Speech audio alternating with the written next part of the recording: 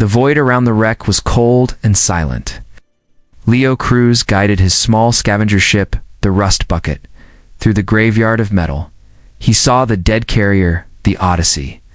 It was a giant tomb, its hull ripped open in long, clean gashes. This was not from missiles or guns. This was the work of the Spectres. They turned to ship's own defenses against its crew. Leo's suit creaked as he moved through a tear in the carrier's side. His boots magnetized to the floor. His headlamp cut a lonely beam through the dark. Frozen bodies drifted in the still air. Their faces were locked in final moments of panic. He ignored them. He was here for scrap, not ghosts. He found the bridge. The command chairs were empty. Screens were shattered. Then his scanner beeped. A weak signal. A power source, still active. Deeper in the ship, he followed the signal down a ruined corridor. The air was thick with floating debris. He found a single life pod jammed in a collapsed hallway. Its outer shell was scarred but intact. The small window was frosted over. The status light glowed a faint, steady red. Low power but stable. He hooked his ship's winch to the pod. The metal groaned as he pulled it free. Back in the Rust Bucket's cargo bay, he sealed the doors and repressurized the room. The hiss of air was loud in the quiet. He approached the pod. He wiped the frost from the window. Inside, a woman lay in cryosleep. Her face was pale and still.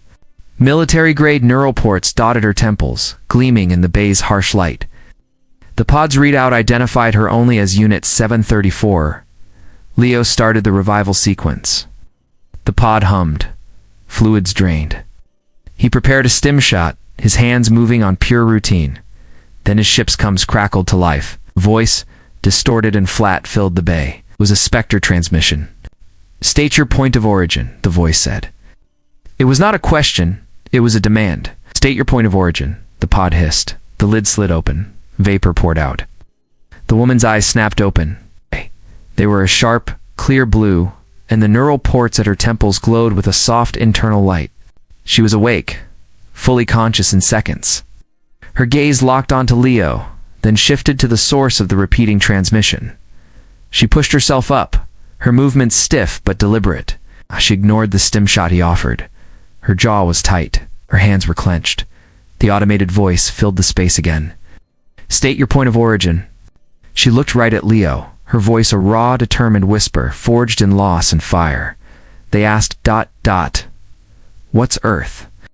The words hung in the air between them. Leo took a step back, his hand drifting toward the stun pistol on his hip. "What did you say?" he asked. The woman, Eva, swung her legs out of the pod. She moved with a soldier's grace, ignoring his caution. Her eyes scanned the Rust Bucket's cramped cargo bay, taking in every detail. "You heard me? They are hunting for Earth, and they think I know where it is." "Earth is a myth," Leo said. "A story for kids. It's gone. Everyone knows that." "It is not gone," Eva said, her voice flat. She tapped the neural port on her temple. "It is in here. I am a living archive. My mind holds the sum of it. The history, the languages, the location. Everything the Ascendancy tried to erase, the Ascendancy. The Spectres," she clarified, a hard edge to her voice. "They are not monsters. They are men. Men who shed their flesh for machines. They believe humanity is a flaw, an emotional sickness. They are cleansing it from the galaxy. They hunt anyone who carries the memory of our home." A proximity alarm blared through the ship. A red light flashed on the wall console. Leo rushed to the pilot's chair. Eva was right behind him. On the main screen, a sleek dagger-shaped ship dropped out of warp. It was an Ascendancy drone hunter. It moved in total silence, turning to face them. "They found us," Leo said, his hands flying over the controls. "Your pod signal?" "No," Eva said, her eyes distant, as if listening to something he could not hear. "They are scanning for data patterns. For the archive, they know I am here." The drone hunter fired. A bright blue energy pulse shot past the cockpit. The Rust Bucket shuddered. "We cannot outrun it," Leo said, his knuckles white on the controls. "Do not try," Eva commanded. She pointed to the navigation screen. "There, the Kalmar Nebula. Navigate into the dust clouds. That's a graveyard. The magnetic interference will tear us apart. It will blind their sensors. It is our only chance. Do it. Leo gritted his teeth and pushed the thrusters to full power. The ship shot forward. The drone hunter pursued, firing again. This time the blast hit their rear shields. The ship groaned in protest. It plunged into the swirling purple clouds of the nebula. Static filled the screens. The lights flickered. Leo fought the controls as the ship was tossed by violent energy currents. Behind them, the drone hunter slowed, its precise systems confused by the chaos. It worked, Leo breathed, his heart hammering. For now, Eva said. She input a new set of coordinates into the nav computer. We need to go here, a place called Sanctuary. It is a resistance outpost. It will protect us. After an hour of tense flying, they broke out of the nebula. The star chart showed a quiet sector ahead. Leo initiated the warp jump. Stars stretched into lines.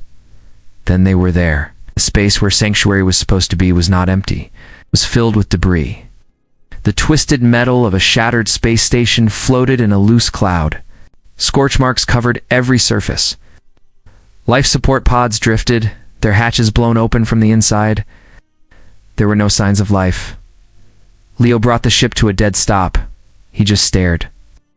Ava's face was a mask of stone. Scan for survivors. Scan for any signal. The scanner swept the wreckage. It found one thing. A single dense object tumbling near the broken command center. Leo magnified the image. It was the body of a man in a resistance commander's uniform. His body was frozen, his face locked in a final look of shock. Eva made a small, choked sound. That is Commander Hale, my teacher. As they watched the body slowly spin, a small, glinting object drifted from its limp hand. The scanner focused on it, identifying the shape. It was a data chip, and it was transmitting a faint, repeating signal. A signal that was not a distress call. It was a beacon. Leo slammed his fist on the console. A beacon. He was holding a tracker. He turned the ship hard, ready to run. Wait, Eva said. Her voice was tight. We need that chip. It's a trap. It's our only lead.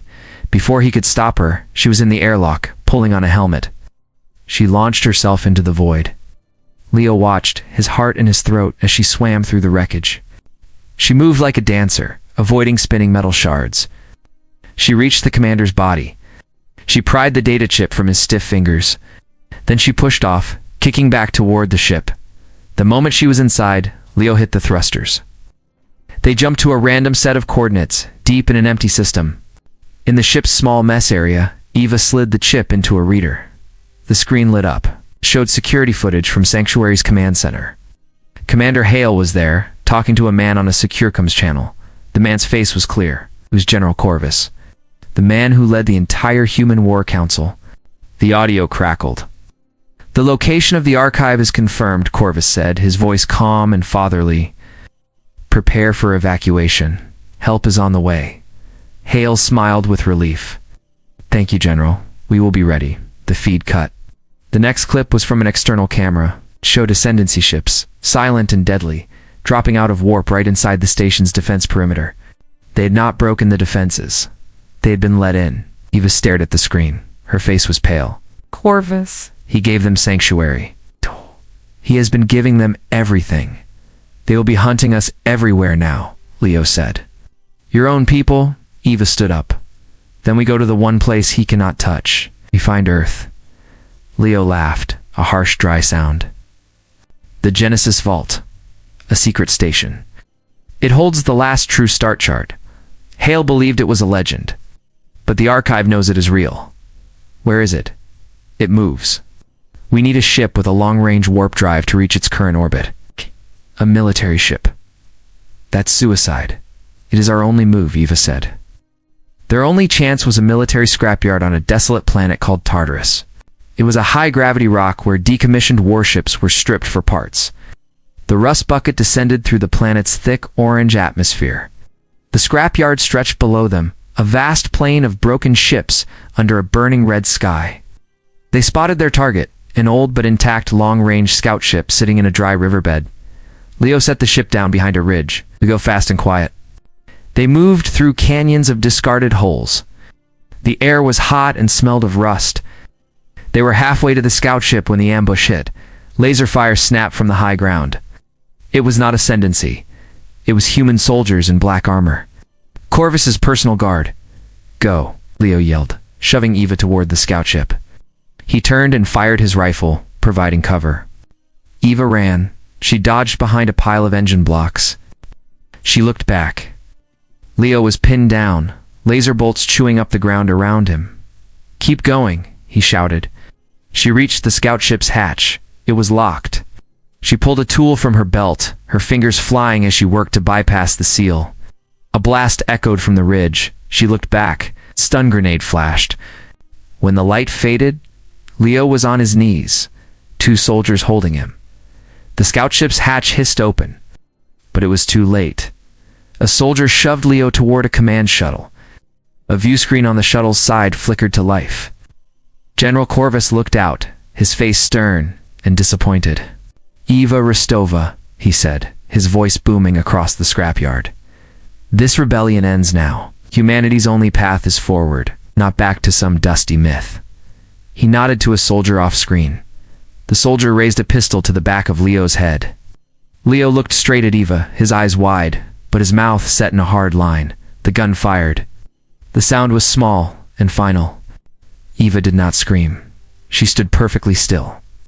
But her eyes, her blue eyes, began to glow with a fierce, burning white light. The world turned white. A silent scream built inside Eva's chest, but no sound came out. The only noise was the hum of the scout ship's open hatch behind her. The soldiers on the ridge turned their weapons toward her. General Corvus's face still watched from the shuttle's screen, cold and expectant. Then the light in her eyes intensified. It was not a reflection. It was a weapon. Her mind, the living archive, was no longer a library. It was a fortress. It was a war machine. She did not move, but the scrapyard erupted. The combat drones guarding the perimeter shuddered. Their targeting lasers switched from red to a bright hostile blue. They swiveled and opened fire not on her, but on the black-armored soldiers. The men shouted in confusion as their own cover was turned against them. Eva took a step forward. A soldier rose from behind a crate to aim at her. Before he could fire, the servo in his own armored knee joint wind and locked up. He cried out as his leg snapped, forced into a position it was never meant to go. She had found the factory reset code for his suit's motors and activated it. She was not fighting them. She was editing them out of existence. She walked calmly through the chaos. Her bolts meant for her hit the ground at her feet, diverted by last-second adjustments to the shooter's rifle scopes. A grenade was thrown. She calculated its arc and sent a signal to a nearby cargo loader, which swung its arm and batted the grenade back into the enemy position. She reached the scout ship and slid into the pilot's chair. Her hands flew over the controls. The engines roared to life. She did not look back at Leo's body. She could not. That part of her was locked away in a deep, dark place. The part that felt things was gone. Only the archive remained. She lifted the ship from the riverbed and punched through the orange sky. The coordinates to the Genesis vault filled her mind. The ship's warp drive wind, charging for a jump no civilian vessel should attempt. The stars stretched, and they were gone. They arrived in the deep dark, far from any star. Giant dormant comet hung in the void. According to the archive, the vault was inside. She guided the ship into a cavernous ice tunnel. It opened into a vast, hollow space. In the center floated a ship. It was not a station. It was ancient, its design centuries old. A generation ship. The kind that carried sleepers across the void, long before warp drives. She docked with it. The air inside was old and still. Lights flickered on, revealing a circular chamber. In the center, a pedestal held a dormant glass sphere. As she approached, the sphere glowed to life. Calm, synthesized voice filled the room. Identity confirmed. Living archive. Welcome, descendant. I need the location of Earth, Eva said, her voice hollow. The Ascendancy purged the records. They created a false galactic council to demoralize your kind, to make you feel alone. The location, Eva repeated. It was never lost, the AI said. It was hidden. By the first of us who rejected the Ascendancy's path. They believed a true child of Earth would one day be worthy of the knowledge. A stream of light shot from the sphere and connected with Ava's neural port. She gasped. Data, pure and vast, flooded her mind. Stars, constellations, a route. A single, beautiful, blue and green world. Home. The entire comet shuddered. A violent boom echoed through the ice. Alarms blared from the scout ship still docked outside. The AI's voice remained calm, but its words were final. The Ascendancy flagship, Oblivion, has found us. It is initiating a planet-killer beam. You have 90 seconds. Eva ran. Her boots pounded on the ancient deck of the generation ship. 8. The scout ship was just ahead through the docking tube. The entire structure shook again. Ice and metal groaned around her. She slammed into the pilot's chair. The main screen showed the enemy. The Oblivion was a monstrous shadow against the stars. A bright, terrible light gathered at its front, charging the planet killer. 50 seconds. She could run. The warp drive was charged. She could jump to the new coordinates in her mind. She could find Earth and leave this war behind. She saw Leo's face in her memory. She saw the frozen bodies on the Odyssey. She saw Commander Hale's body drifting. She would not run. She pushed the thrusters to maximum. The scout ship tore away from the generation ship. She flew not away from the Oblivion, but toward it. The Ascendancy ship was immense. Its surface was smooth and dark, without a single light. It was a thing of pure logic. A perfect machine. The beam was almost ready. Eva opened a full broadcast channel. She did not send a virus or a weapon. She opened the living archive. She sent everything.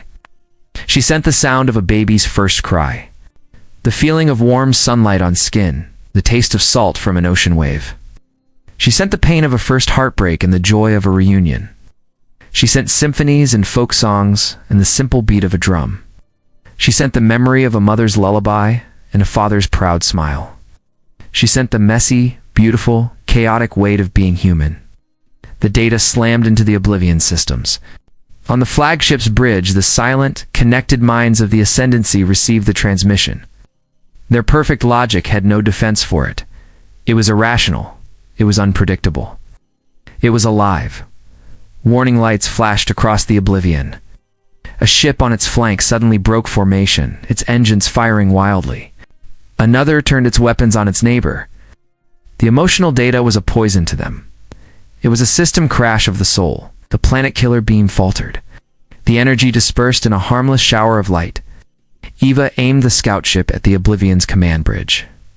She did not slow down. The impact was silent in the vacuum, a flash of light, then nothing.